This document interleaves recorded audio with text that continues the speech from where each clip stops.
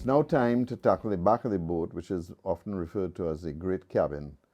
And to do this, the first thing we're going to do is plank the counter timbers. We've left this uncovered, and there are many ways to deal with this. The first thing we can do is just cover the internal counter timbers. But David suggests that perhaps there may have been benches put there with actual lockers. In the case of the Fly, he says there were 4 lockers, 2 on either side. It's not really defined exactly. I'm going to add the 4 counter timbers because I think it looks good. And then after that, decide on the furniture that I'm going to place in these cabins.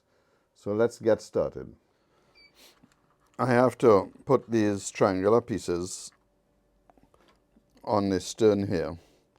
And of course I want to make sure that I get them absolutely square. And so no matter how hard I tried to square it against the center line to make sure it's absolutely correct, I couldn't get it done.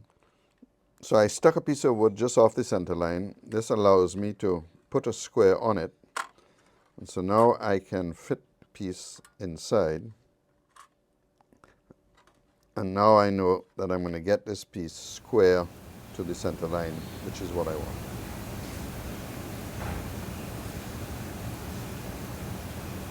So it's in place, stuck, looks great. I've left this piece to help me square up different things until I finish the stern, because I'm not sure if it'll be helpful, but it may be. So I'm going to leave it in place. Here are the false lockers with the hinges on them, and it looks great. I didn't bother to put faces down here. I should have, but I didn't. Now I'm going to build the rudder trunk, and I can already see that's giving me some challenges. Very often you just simply have to turn around and think about how you're going to make something. And here we have the rudder trunk, and it's got a complex shape, different angles, and you say, how the hell am I going to make that? And 9 times out of 10, the solution is you make a jig. And so that's what we've done here. We've made a little jig. So this is the back piece, and it fits nicely inside there. And then I was trying to line up the angled piece coming across. And then I said to myself, well, how would you do that? And the solution I've come up with is to stick the jig to the piece, and then when it's all done, just grind the jig off the piece. I'll be left with a perfectly shaped piece. And that's what we're going to do. So this is the shape we're trying to build. And this is the back piece which I fitted on the model, and it fits on this way. But I'm going to build it upside down, and I put a little template inside the jig. Now I'm going to stick this to the jig, and I'm going to stick it with PVA, because the easy way to take this out is to simply put some alcohol on it. So we're just going to put, not a lot, just a few touches.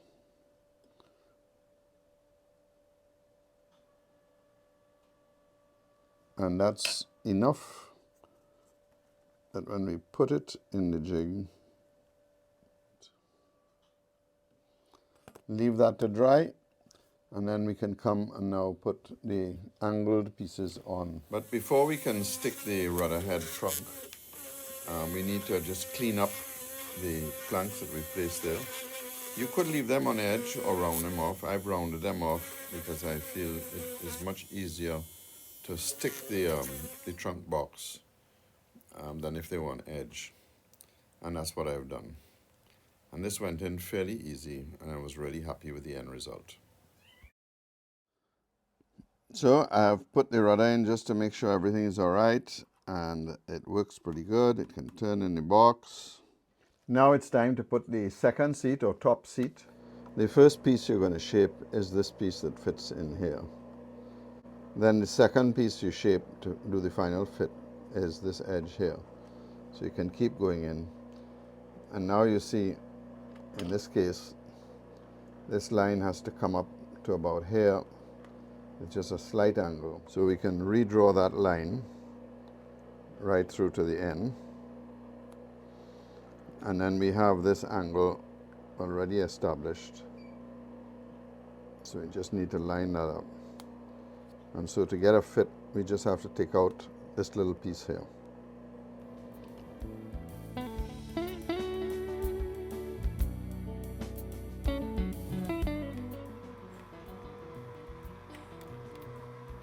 Just a little bit more on this side. And we've got a perfect fit.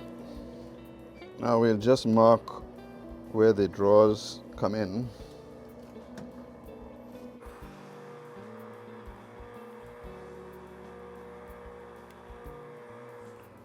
But we don't want this drawer to go all the way to the back.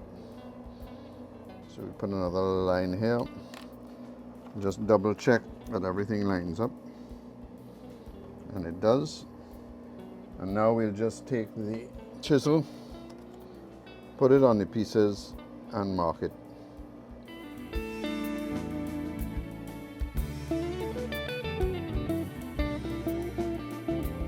You do need to be very careful when using the chisel on the grain, because you'll do as I did and actually cracked it. Fortunately for us, we have CA, and that just put everything back in place. And then just to clean up, I just use a little file, take off the edges of everything.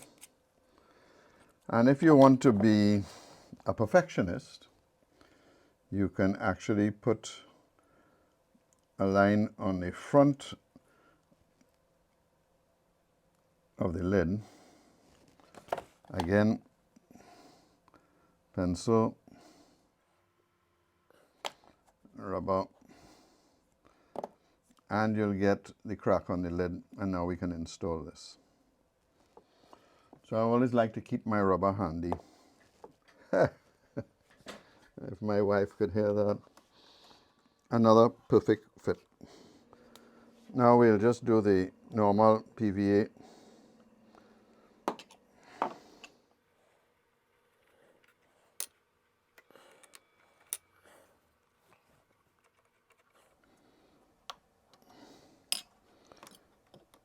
Same thing here.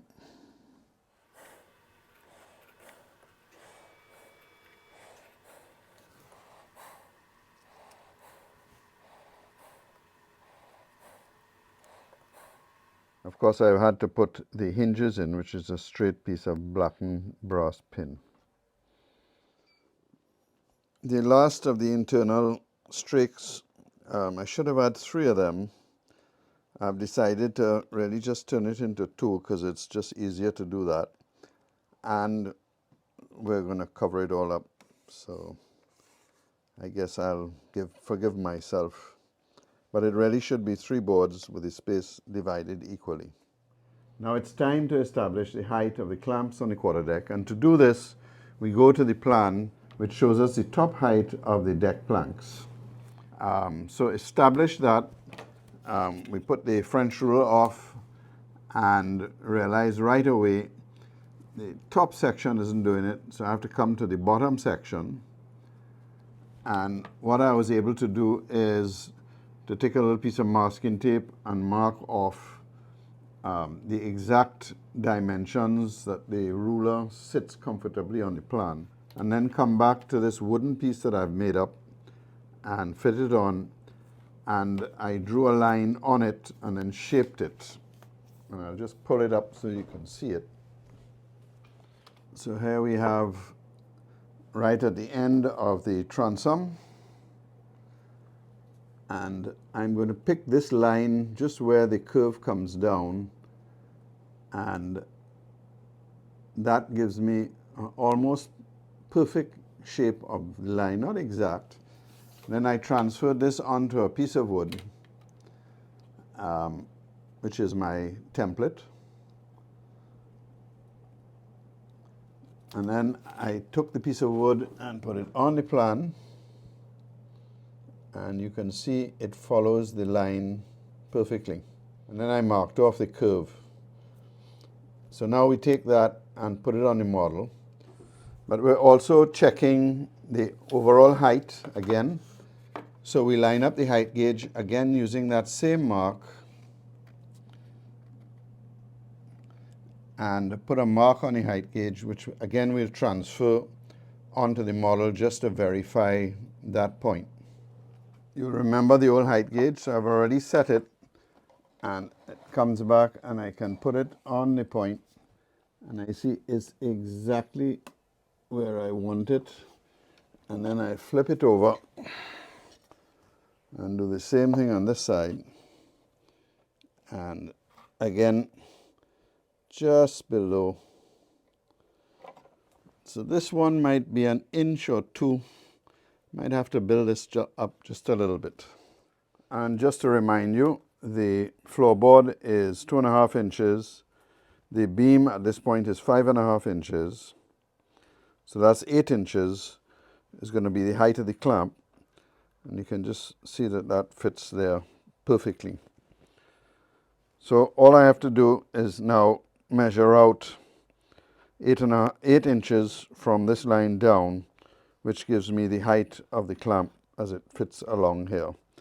And I'm going to draw another line doing the same thing, making a measurement here and a measurement here, and that will allow me to work out the top of the clamp. Now we're going to take the measurement for the top piece, and in case some of you forgot how we do this, we take this little protractor, rough shape a piece of cardboard on the model, and then simply drag it down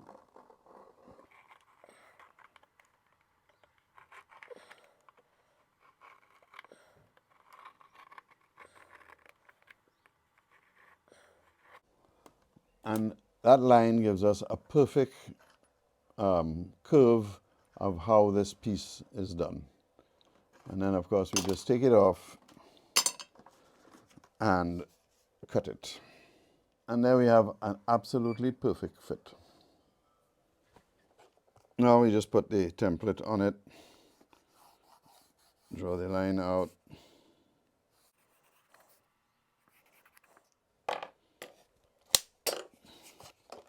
and just clean that up.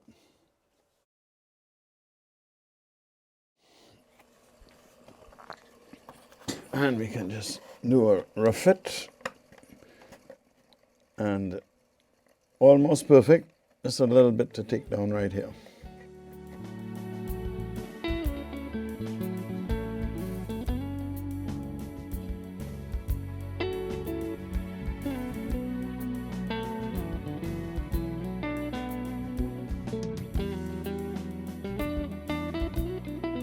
Recently I've had a few comments about why I use a paintbrush rather than an airbrush to paint these little pieces when they come up.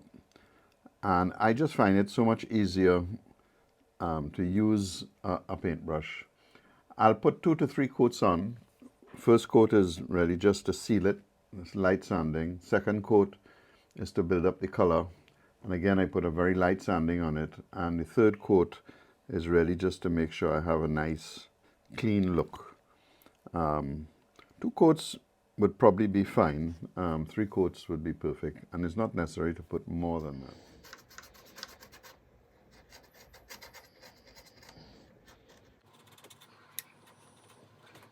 This morning we are on to the quarterdeck beams, the last of the beams that we're going to install on the boat.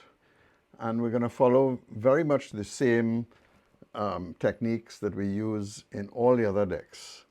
We have already cut out all the beams and prepared them, so it's just a matter now of fitting the various pieces in. I've already been hard at work. This is quarterdeck 15, and I've made up the pieces. This is a rudder beam framing, and there's a half beam on the other side, so we've cut out the pieces for everything, fit them in, and we're just fitting them to make sure that they're recessed. Again, they're recessed at the bottom on both sides. And you'll remember that square we used to line up the benches or cupboards. Again, that's allowing us to square this piece off perfectly. So again, we can start with a nice square piece. And that fits in there perfectly. So now all we need to do is to stick it.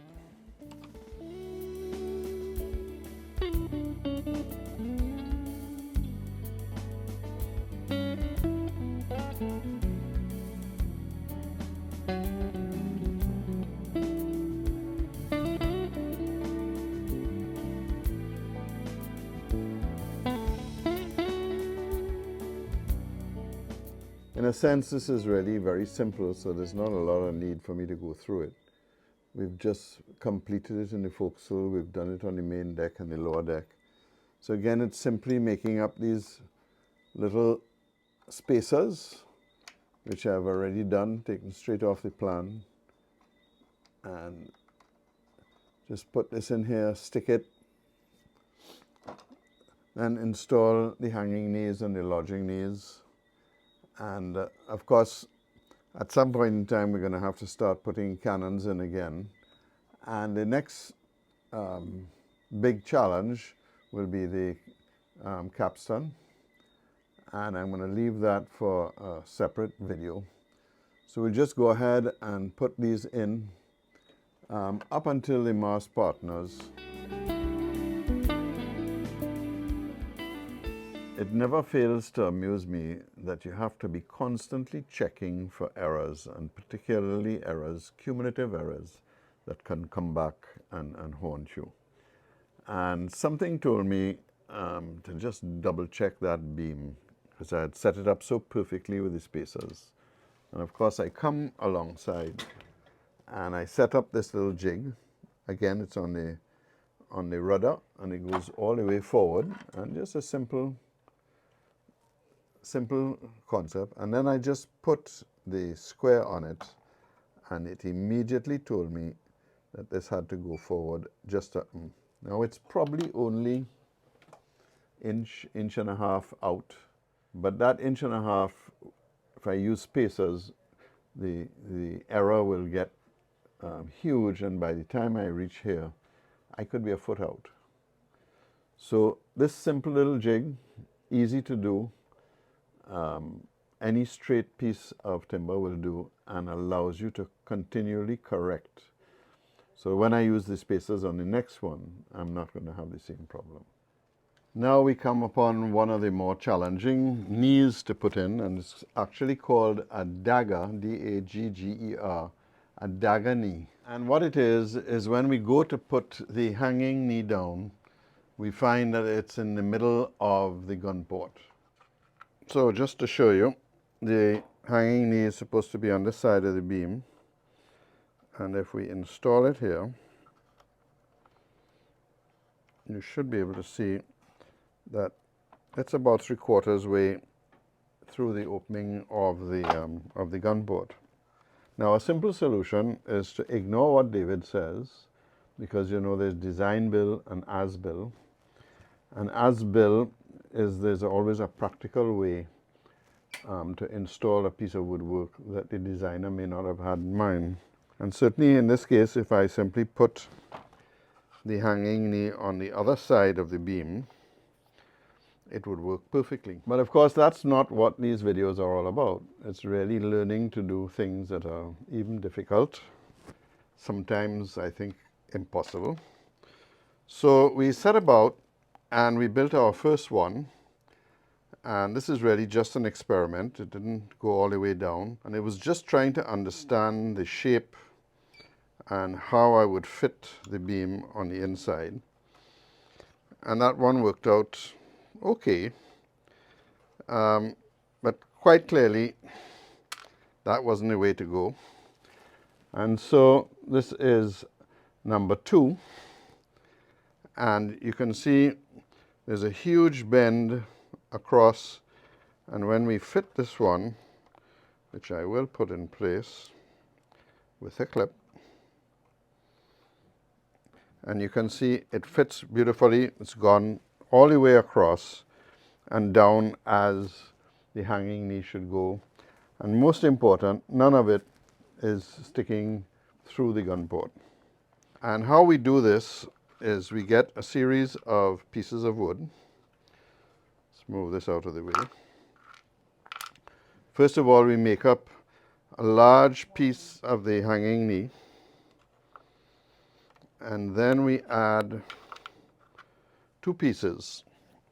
One is the thickness of the beam, which fits right underneath, and the second one is the arm of the hanging knee. And we really don't care what it looks like right now. All we're trying to do is get a nice, clean, tight fit. And we tie that on, and then we stick that together.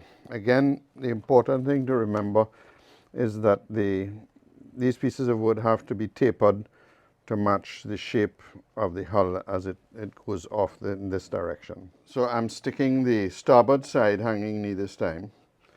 So what I'm going to do is hold this in place and then stick this, everything is oversized piece, using PVA glue. So again, just being very careful to make sure I only get glue on the surface I want it on. And then I fit this in here. And then I have this long clamp.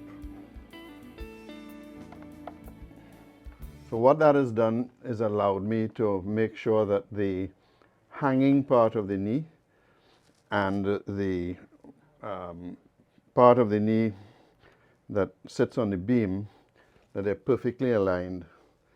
I leave that and I'll get a perfect shape, and then I can go on my various grinding wheels and grind the final shape in place. And here she is. So now what we're going to do is start shaping it so that it'll end up looking just like this one.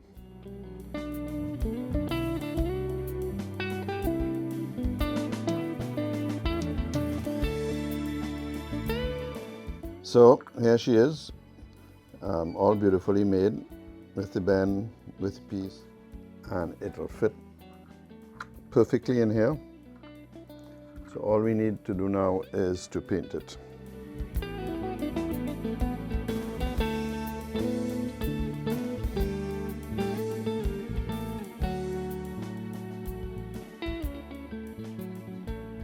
It's nice to get over a difficult project and only have one trial piece.